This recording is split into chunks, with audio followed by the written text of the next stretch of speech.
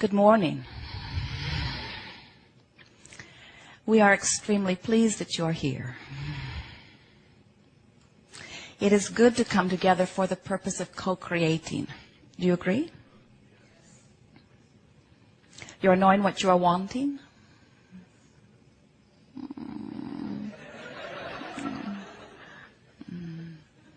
You are understanding that you are the creator of your experience? You are among the rare humans who have come to appreciate the contrast of your time and place? Oh yes, oh yes. More contrast. You are understanding that you are vibrational beings and that you are living in a vibrational universe. And the basis of this creative haven is law of attraction. Are you beginning to understand that what you are thinking and what you are feeling and what you are getting is always a vibrational match?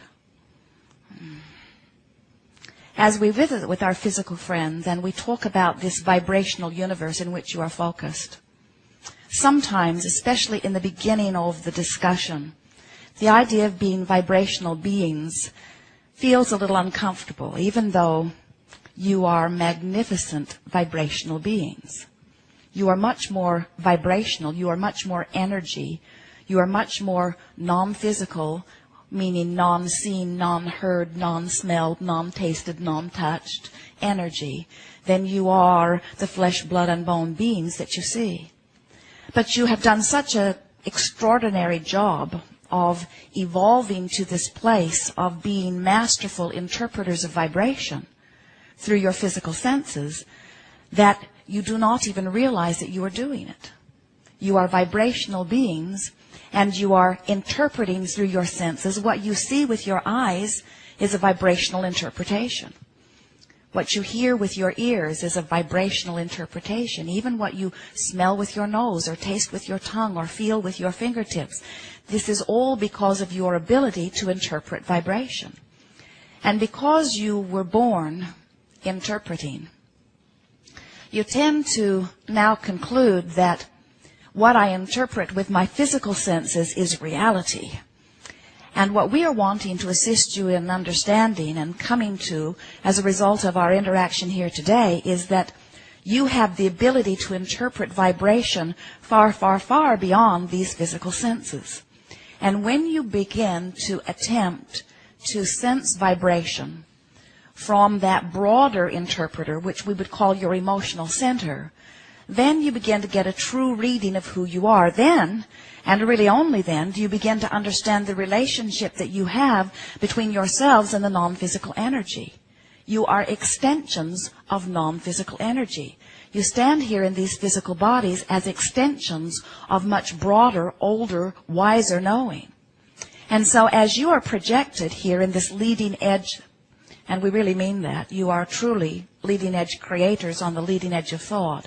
As you stand here in this leading edge environment, perceiving the contrast of this time-space reality, out of that which you are perceiving, out of the contrast that you are giving your attention to, you continue to conclude or to determine new things.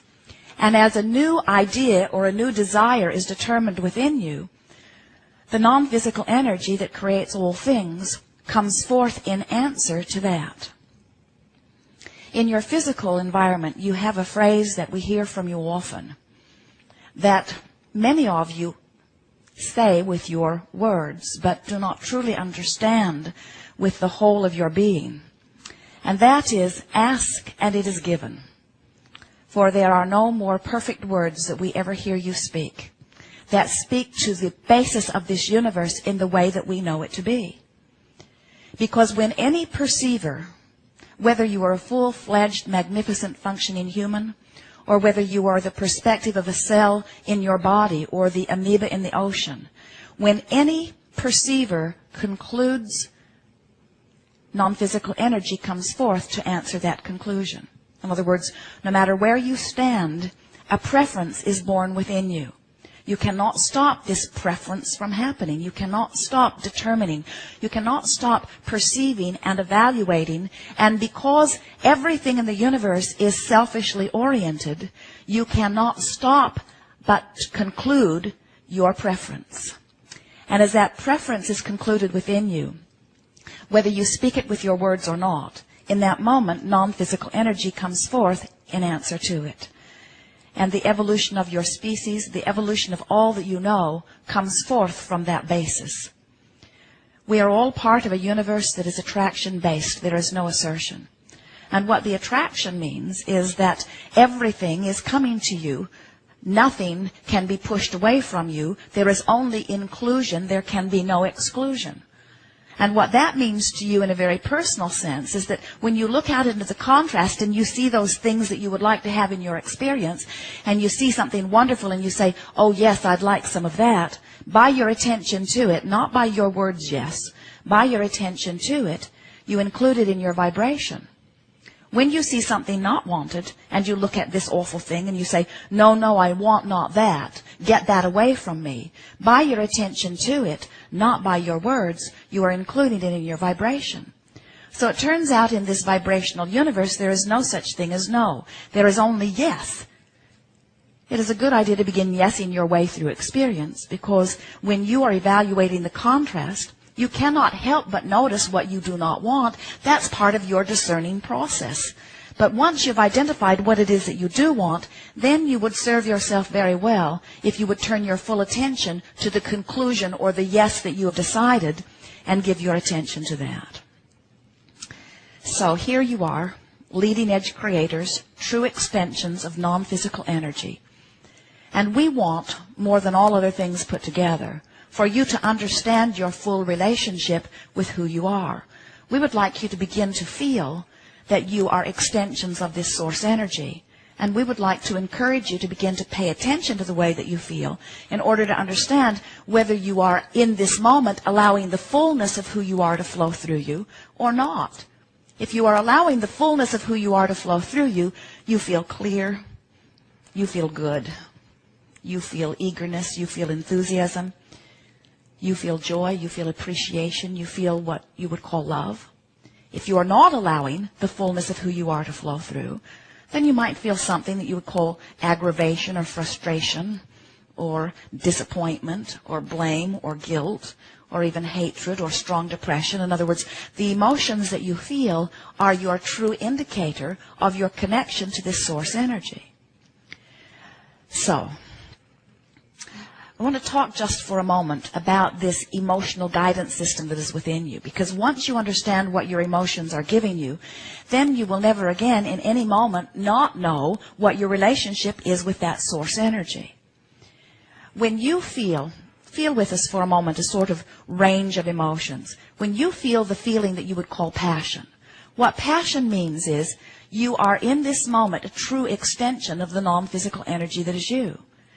In other words, when you feel the feeling of passion, what passion means is something in your environment has caused you to focus or conclude a very clear desire. In other words, when you feel a feeling like passion, it means there's strong wanting going on within you.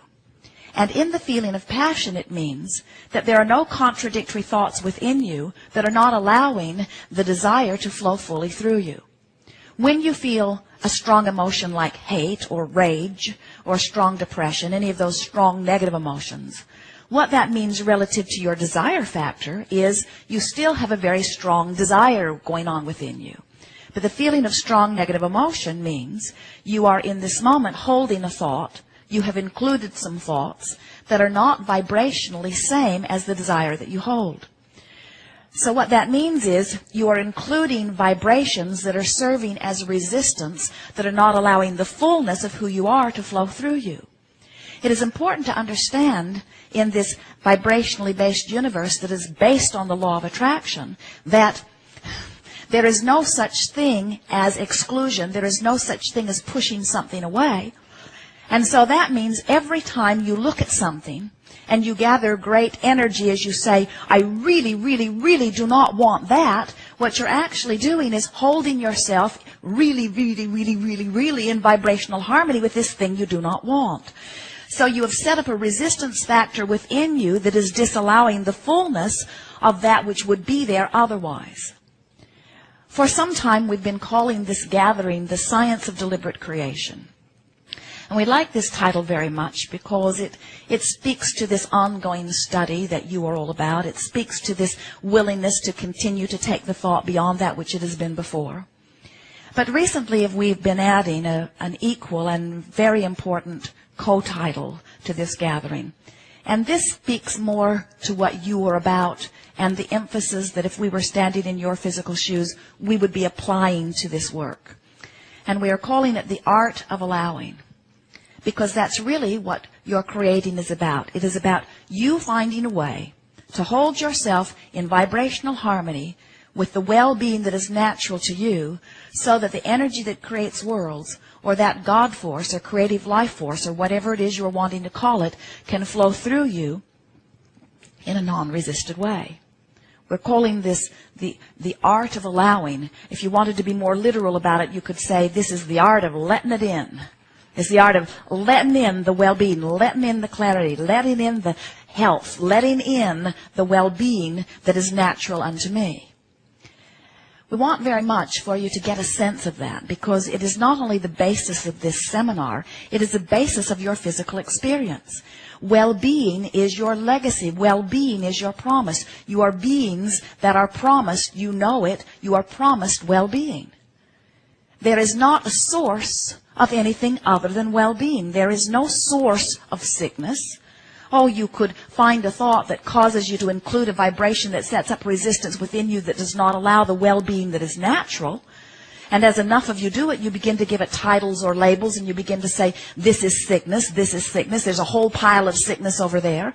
Some will say to us, Abraham, don't tell us there is not sickness. And we say, we did not say that there are not those who are sick. But what we do say is there is no source of sickness. In other words, there may be those who are not letting wellness in. And if enough people do it, then it may be that you will give it all kinds of labels and all kinds of piles and pigeonholes and statistics until you come to believe that there are sources of things not wanted. But we say there is not a source of sickness. There is only the not letting in the wellness that would be there.